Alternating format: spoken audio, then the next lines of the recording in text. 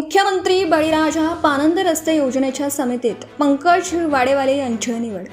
मुख्यमंत्री बळीराजा शेत पानंद रस्ते योजना प्रभावीपणे राबवण्यासाठी अकोला पूर्व विधानसभा मतदारसंघात समिती स्थापन करण्यात आली आहे। या समितीत बोरगाव मंजुळातील युवा नेतृत्व पंकज वाडेवाले यांची निवड करण्यात आली आहे।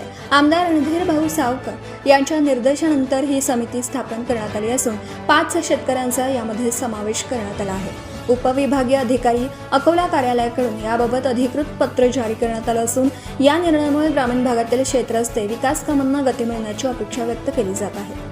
महसूल व वन विभागाच्या विविध शासन निर्णयांच्या अनुषंगाने ही कार्यवाही करण्यात आली आहे। तसेच अकोला पूर्वचे आमदार रणधीर भाऊ सावकर यांनी दिलेल्या निर्देशानुसार संबंधित शेतकऱ्यांची निवड करण्यात आली आहे। मुख्यमंत्री बळीराजा शेत पानंद रस्ते योजना ही ग्रामीण भागातील शेतकऱ्यांना शेतापर्यंत सुकर रस्ते उपलब्ध करून देण्याच्या उद्देशाने राबवण्यात येत आहे। विशेषतः शेतीमाल वाहतूक, कृषी उत्पादनाची बाजारपेठांपर्यंत पोहोच आणि ग्रामीण दळणवळण सुधारण्यासाठी या योजनेला महत्त्व दिले जात आहे।